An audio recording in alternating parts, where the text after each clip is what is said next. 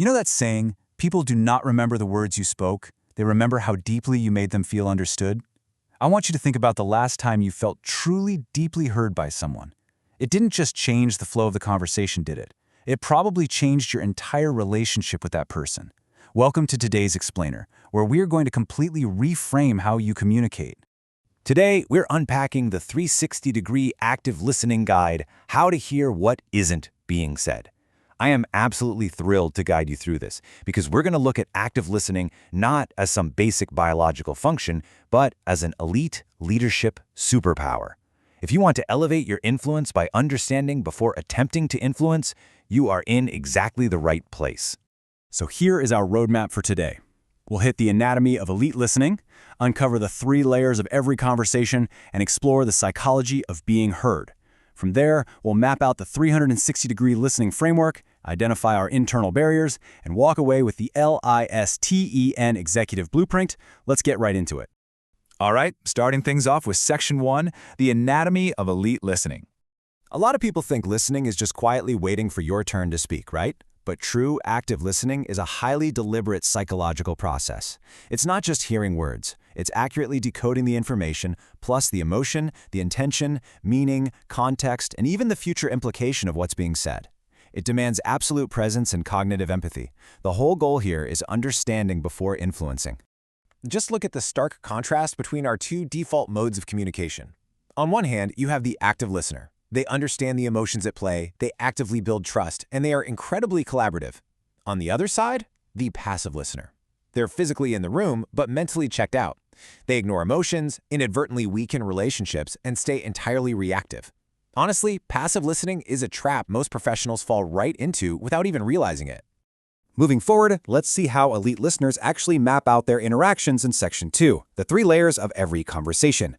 Every single conversation has 3 distinct layers. Layer 1, the words. Layer 2, the emotions. And layer 3, the needs. Now here's the crucial takeaway. Most conflicts blow up simply because people stop at layer 1. They only hear the words. But elite listeners deliberately push past the vocabulary to decode the nonverbal cues and the subtext hiding down there in layers 2 and 3. For example, we hear these common workplace phrases every single day, and usually they're a total trap. Someone says they're fine, but they're talking fast and won't make eye contact? Yeah, that actually translates to them feeling hurt. Busy almost always means overloaded. Whatever is just a cover for frustrated. And we'll see, that is a giant red flag for skeptical. When you train yourself to catch that hidden meaning, you stop reacting to the surface and start actually solving the real issue. Which brings us nicely to Section 3, the psychology of being heard. We know the what, but let's talk about the why. What's the psychological payoff here? It all boils down to this fascinating concept called the trampoline effect. Deep down, every human brain is constantly scanning and asking, am I safe? Am I respected? Active listening loudly answers yes. When you validate someone's emotions, it immediately drops their emotional intensity. That drop in stress leads to improved cognitive flexibility, which ultimately results in much better problem-solving and decision-making. You are literally helping them bounce back from a defensive posture right into a collaborative state. And listen, this isn't just about being a nice person. It's about massive professional impact. The return on investment for active listening brings incredibly high trust, staff retention, and genuine innovation. On the flip side, the cost of passive listening carries severe consequences. We're talking safety incidents from misunderstood instructions, costly project delays, and completely avoidable employee turnover. The stakes are huge. Let's shift gears into practical application with Section 4, the 360-degree listening framework. Because how you listen has to change based on who is sitting across from you. Your objective has to shift dynamically. When you're listening upward to a boss or a major client, your goal is all about locking down their expectations, vision, and the political dynamics. Listening downward to a team member, that requires you to uncover their fears and capability gaps before you just start throwing advice around. Pure listening is purely about alignment and collaboration. And personal listening, say with your partner or kids, that has the highest emotional stakes. They almost always need validation first and solutions way later. Now, for those peer-to-peer interactions, the source outlines this highly effective formula to reduce friction and drive innovation. It's a literal chain of events. First, you listen. Then, you explicitly clarify what you heard, confirm you actually have it right, collaborate on the path forward, and finally commit to the action. If you skip even one of these steps, misalignment is pretty much guaranteed. Let's look at a quick micro-narrative to see this in action around employee burnout. An employee walks in and says, "I'm exhausted." A passive manager replies, "Look, everyone is busy, just finish the work." Boom, trust is instantly destroyed. But an active manager, they respond with, "Thank you for telling me. What has been creating the biggest pressure?"